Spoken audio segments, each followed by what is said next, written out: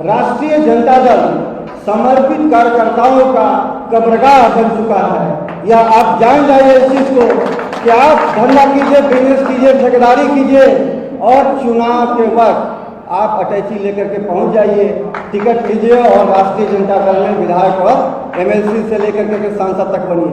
कुछ अपवाद हो सकते हैं, मैं अपवाद की बात नहीं कर रहा हूं, लेकिन ये सत्य है और पूरे बिहार के लोग इस बात को जान रहे हैं आज के दिन में। राष्ट्रीय Janata Dal A to Z party कह करके आजकल अपने प्रचार प्रसार में लगी हुई है, लेकिन ठीक चुनाव के पहले राष्ट्रीय जनता दल के जो आज नेता प्रतिपक्ष तेजस्वी जी हैं, उनका बयान आया चुनाव के पहले कि A to Z क्या है, किस प्रकार से उन्होंने जातीय टिप्पणी किया खुले मन से। ये सब लोगों ने, हम सब लोगों ने देखा। राष्ट्रीय जनता दल का गैर राजनीतिक फैसला EWS का विरोध, और इसके खिलाफ तो हम लोग के माननीय स्वर्गीय रघुवंश बाबूजी ने भी कहा कि ये गैर राजनीतिक फैसला था कि EWS का इस तरह से खुलेआम विरोध हो। अगर कोई बात होती तो उसके ऊपर आगे चल करके संशोधन की बात हो सकती थी या फिर विचार हो सकता था, लेकिन गैर राजनीतिक फैसला था।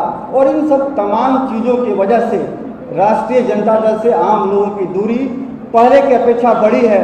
और आने वाला समय में सीट की संख्या पर नहीं जाता मैं 13 साल से सक्रिय राजनीति में हूँ, आंकड़े में देखता हूँ और मैं यह जानता हूँ कि आने वाला समय में उस पार्टी का कोई भविष्य नहीं है जहां समर्पित कार्यकर्ताओं को रोज जलील किया जाता है।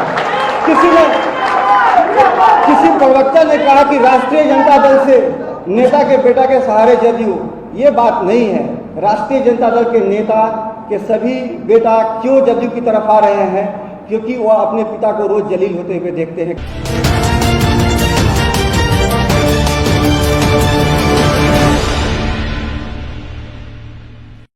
बैठे हुए पार्टी के कार्यकर्ता और मेरे लिए सबसे बढ़कर करके सबसे अजीज जो मेरे साथी रामगढ़ से यहाँ चल करके आए हैं, उनको मैं बहुत धन्यवाद प्रकट करता हूँ। इस अवसर पर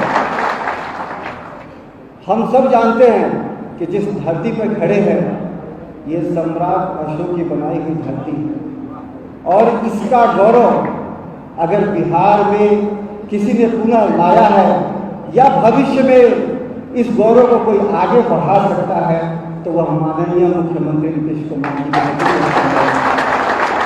आज़ादी के बाद सरकार जब सरकार आई, बिहार एक जनसंख्या घनत्व के दृष्टिकोण से एक जटिल प्रदेश है, लैंडलॉक है, और यहाँ पे विविधताएं भरी हुई है, भौगोलिक हो चाहे इंसानी हो, धार्मिक हो चाहे जातीय हो। लेकिन इन तमाम जटिलताओं के बावजूद सबसे बेहतरीन समावेशी विकास का अगर समाजवादी मॉडल इस देश में कहीं स्थापित हुआ है तो माननीय नीतीश कुमार जी के नेतृत्व में हुआ है। साथियों, आज इस अवसर पर मैं ज़्यादा नहीं बोलूँगा, लेकिन बहुत सारे सवाल लोगों के मन में है कि राष्ट्रीय जनता दल छोड़ करके जदयू की तरफ बढ़ने के क्या कारण है। तभी मैंने 2-3 लाइन में बताया कि मैं किन किन वजहों से हूँ, लेकिन मैं कुछ और भी बातें बताता हूँ। राष्ट्रीय जनता दल समर्पित कार्यकर्ताओं का कब्रगाह बन चुका है। या आप जान जाइए इस चीज को कि आप धंधा कीजिए, बिजनेस कीजिए, ठेकेदारी कीजिए और चुनाव के वक्त आप अटैची लेकर के पहुंच जाइए, टिकट लीजिए और राष्ट्रीय जनता दल में विधायक और एमएलसी से लेकर के सांसद तक बनिए। कुछ अपवाद हो सकते हैं, मैं अपवाद की बात नहीं कर रहा हूं, लेकिन ये सत्य है और पूरे बिहार के लोग इस बात को जान रहे हैं आज के दिन में। राष्ट्रीय Janata Dal A to Z party कह करके आजकल अपने प्रचार प्रसार में लगी हुई है, लेकिन ठीक चुनाव के पहले राष्ट्रीय जनता दल के जो आज नेता प्रतिपक्ष तेजस्वी जी हैं, उनका बयान आया चुनाव के पहले कि A to Z क्या है, किस प्रकार से उन्होंने जातीय टिप्पणी किया खुले मन से। ये सब लोगों ने, हम सब लोगों ने देखा। राष्ट्रीय जनता दल का गैर राजनीतिक फैसला EWS का विरोध, और इसके खिलाफ तो हम लोग के माननीय स्वर्गीय रघुवंश बाबूजी ने भी कहा कि ये गैर राजनीतिक फैसला था कि EWS का इस तरह से खुलेआम विरोध हो।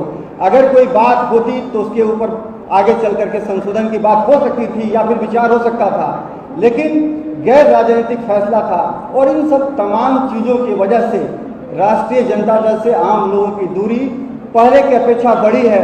और आने वाला समय में सीट की संख्या पर नहीं जाता मैं 13 साल से सक्रिय राजनीति में हूँ, आंकड़े में देखता हूँ और मैं यह जानता हूँ कि आने वाला समय में उस पार्टी का कोई भविष्य नहीं है जहां समर्पित कार्यकर्ताओं को रोज जलील किया जाता है। किसी प्रवक्ता ने कहा कि राष्ट्रीय जनता दल से नेता के बेटा के सहारे जदयू, ये बात नहीं है। राष्ट्रीय जनता दल के नेता के सभी बेटा क्यों जदयू की तरफ आ रहे हैं? क्योंकि वह अपने पिता को रोज जलील होते हुए देखते हैं कार्यालयों के अंदर, इसलिए वो इस दल की तरफ बढ़ रहे हैं। तो साथियों, बहुत बात आज नहीं करेंगे, फिर समय मिलेगा, कभी अवसर मिलेगा हम लोग बात करेंगे इन्हीं सब बातों के साथ। आप सब